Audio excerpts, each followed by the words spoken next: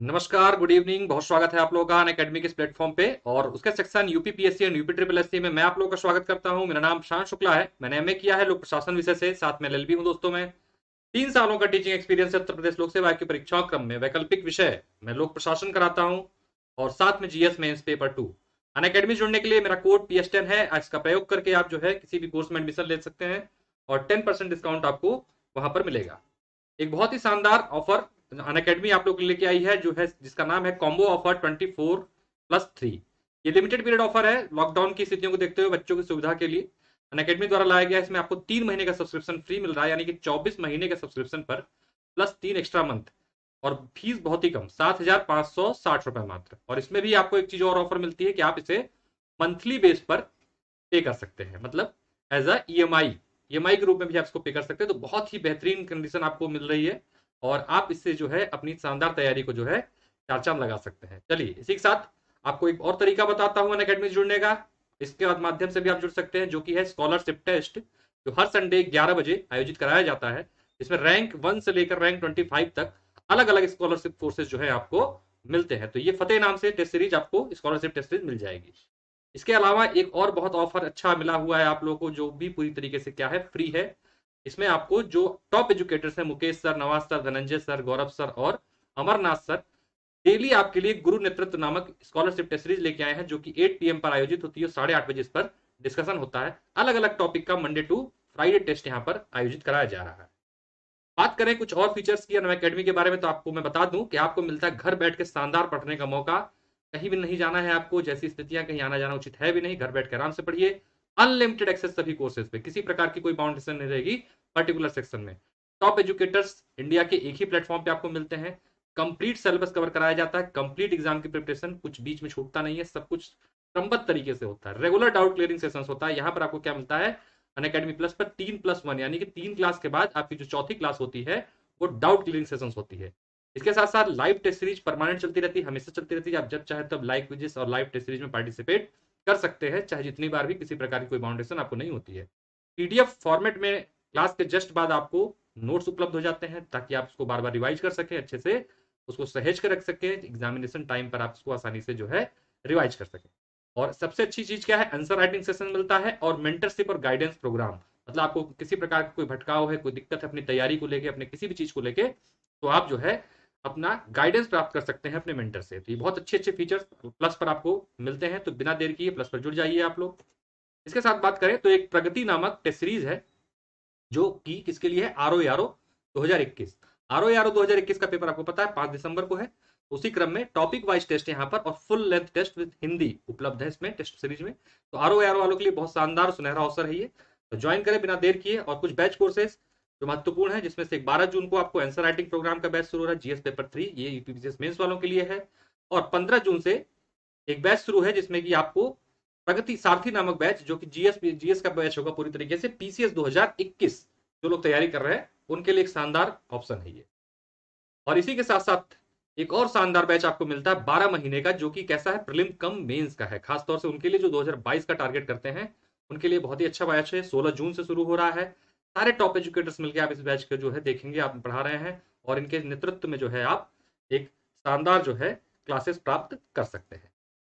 तो बच्चों को कंफ्यूजन होता है कि सर, के अपर सबऑर्डिनेट, लोअर, आरओ, एसआई, लेखपाल, बीई और ऑप्शनल सब्जेक्ट सबके लिए हमें अनअकैडमी पे अलग अलग कोर्स लेना पड़ेगा, अलग अलग एडमिशन लेना पड़ेगा। तो मैं आपको बताऊं स्पष्ट तरीके से, एकदम भ्रम में मत रहिए। सिंगल सब्सक्रिप्शन आपको लेना होता है UPPSC and UP triple SC का, और ये सारी चीजें कंबाइंड वे में आपको उसमें मिल जाती हैं। किसी प्रकार से आपको एक्स्ट्रा पे करने की कोई आवश्यकता नहीं होती है।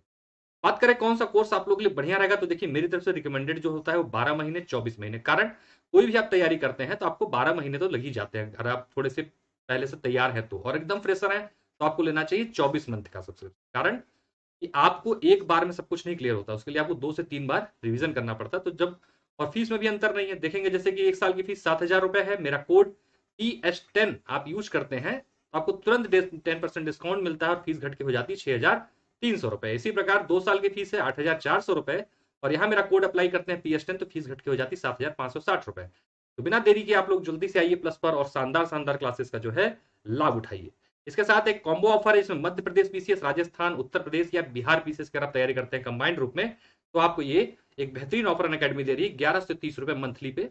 आप इसको भी ज्वाइन कर सकते हो, चारों स्टेट की कंबाइंड तैयारी कर सकते हैं।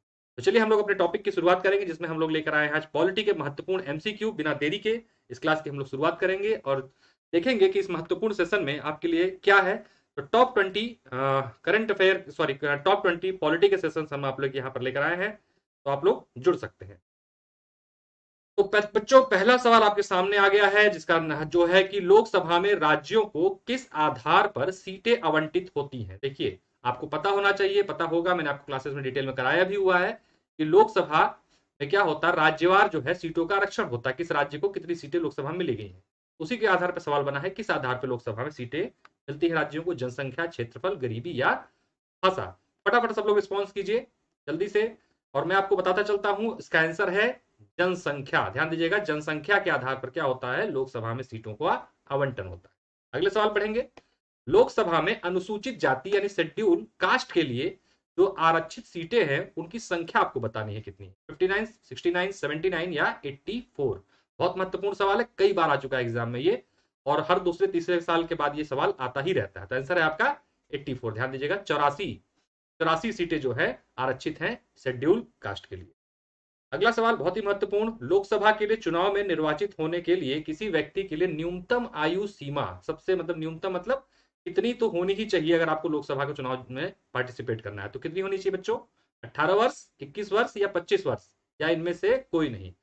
जल्दी से बता दीजिए फटाफट, ताकि हम लोग अपनी क्लास को आगे बढ़ाएं। और एक चीज ध्यान रखिएगा आप लोग, लाइक तो जरूर कर दीजिए क्लास में आते ही, या आप लोग का समझिए कर्तव्य होना चाहिए हम लोग के प्रति। हम लोग आप लोग के लिए बहुत कुछ करने का प्रयास करते हैं कि बच्चों को मैक्सिमम आप लोगों के लिए मेहनत होती है, कोशिश करते हैं रात भर जग के कि बहुत अच्छे अच्छे सेशंस आप तक ला सके। तो एक लाइक तो आप लोग जरूर कीजिए, साथ साथ अपने दोस्तों के बीच शेयर जरूर करते रहिए इसको, ताकि मैक्सिमम लोगों तक क्लास पहुंचे। चलिए, तो देखिए, लोकसभा के लिए जो चुनाव होता है उसके लिए न्यूनतम आयु चाहिए आपको 25 वर्ष। मैंने जैसा बताया था कि राज्यसभा के लिए 30 वर्ष और 21 वर्ष किसके लिए चाहिए होती है, जल्दी से फटाफट रिस्पॉन्स कर दीजिए। मैंने आपको बता चुका हूं कि 21 वर्ष किसके लिए चाहिए होती है, पंचायत में अगर आप चुनाव लड़ना चाहते हैं तो आपकी एज होनी चाहिए कम से कम 21 वर्ष। तो ये तीनों चीजों को आप लोग ध्यान रखिएगा, लोकसभा 25, राज्यसभा 30 और पंचायत चुनाव लड़ने के लिए या नगर निकाय का चुनाव लड़ने के लिए आपकी एज होनी चाहिए न्यूनतम 21 वर्ष।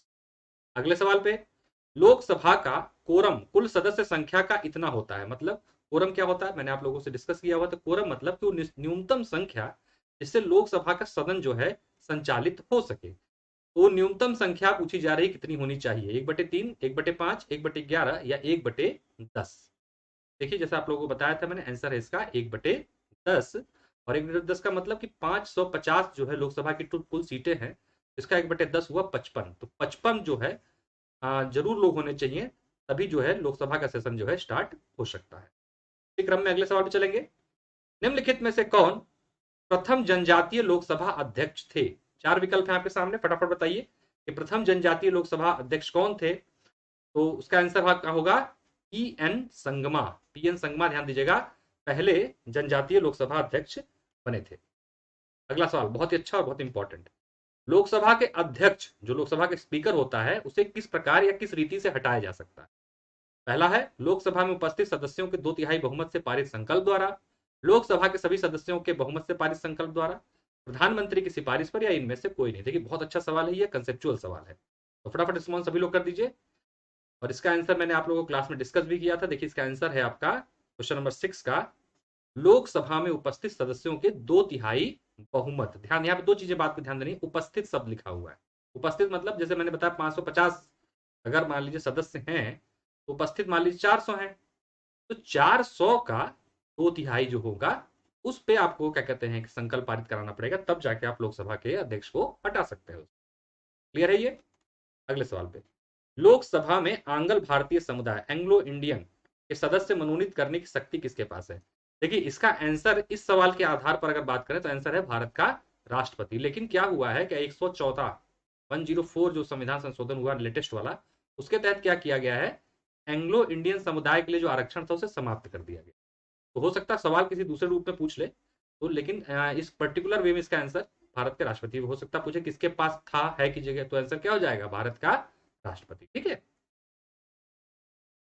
उत्तर प्रदेश के बाद लोकसभा में सर्वाधिक स्थानों का आवंटन किया गया है किस राज्य को। आपको सबको पता है कि उत्तर प्रदेश में सर्वाधिक लोकसभा की सीटें हैं, इसमें पूछा जा रहा है कि उत्तर प्रदेश के बाद किस राज्य में सर्वाधिक लोकसभा की सीटें आवंटित है। तो इसका आंसर क्या हुआ, रटा होना चाहिए आप लोगों को, ये आंसर है इसका महाराष्ट्र। उत्तर प्रदेश के बाद नंबर आता है महाराष्ट्र का। इसी क्रम में अगले सवाल में पढ़ेंगे, लोकसभा अध्यक्ष अपना त्यागपत्र संबोधित करता है। बहुत इंपॉर्टेंट सवाल, इसमें बहुत कंफ्यूजन होता है बच्चों को। बताइए, लोकसभा का अध्यक्ष अपना जो रिजाइग्नेशन है वो किसको देता है? जल्दी से फटाफट रिस्पॉन्स कर दें सभी लोग। प्रधानमंत्री को, राष्ट्रपति को, लोकसभा के उपाध्यक्ष को, या भारत के उपराष्ट्रपति को? इसमें बड़ा कंफ्यूजन होता है, लोग ना अधिकतर आंसर ये लगा के चले जाते हैं, लेकिन ध्यान दीजिएगा आप लोग, इसका आंसर होगा आपका लोकसभा के उपाध्यक्ष। लोकसभा के उपाध्यक्षों को जो है त्यागपत्र संबोधित करता है अध्यक्ष, और उपाध्यक्ष जो होता है अपना जो त्यागपत्र देता है वो अध्यक्ष को देता है। तो वाइस वर्सा सिस्टम इन लोगों के बीच में चलता रहता है। अगला सवाल है, भारत की प्रथम महिला अध्यक्ष कौन थी?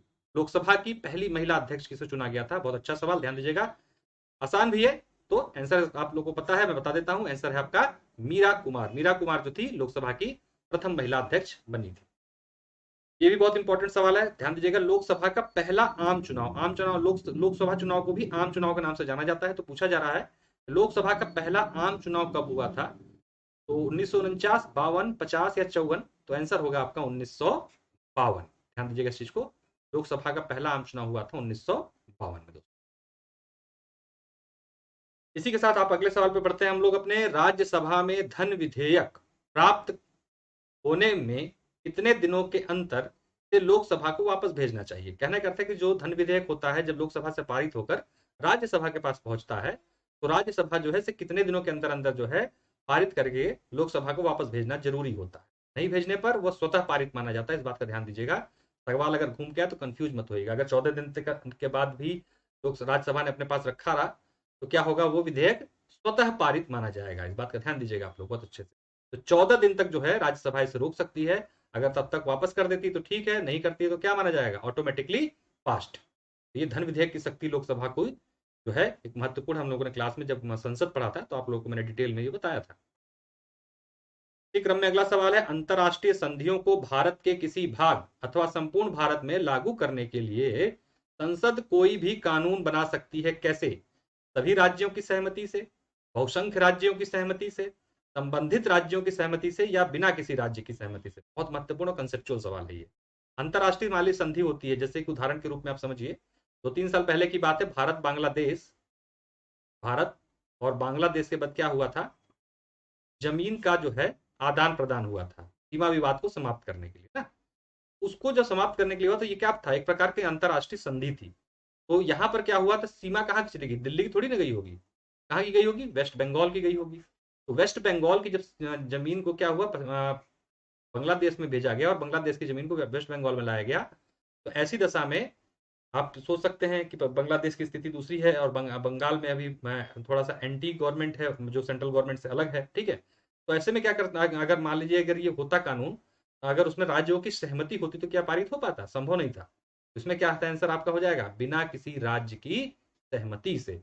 मतलब अगर कोई अंतरराष्ट्रीय संधि लागू करनी है भारत को तो उसको किसी राज्य की सहमति की आवश्यकता नहीं पड़ती दोस्तों। अगले सवाल पे, संविधान की विषय सूचियों में दिए गए विषयों के अतिरिक्त विषयों पर कौन कानून बना सकता है? हम लोगों ने बात की हुई है, 3 सूचियां होती हैं, संघ, राज्य और समवर्ती। ठीक, हमने बात की संघ सूची में संघ बनाता है, राज्य सूची में राज्य बनाता है, समवर्ती में दोनों बनाते हैं, और अगर क्लैश होता है तो संघ को वरीयता दी जाती है। इसी के साथ मैंने ये भी बताया था कि कुछ उसके अलावा भी अतिरिक्त विषय होते हैं जो इन तीनों सूचियों में कहीं पर भी नहीं होते। ये पूछा जा रहा है, इस पे शक्ति किसको है कानून बनाने की?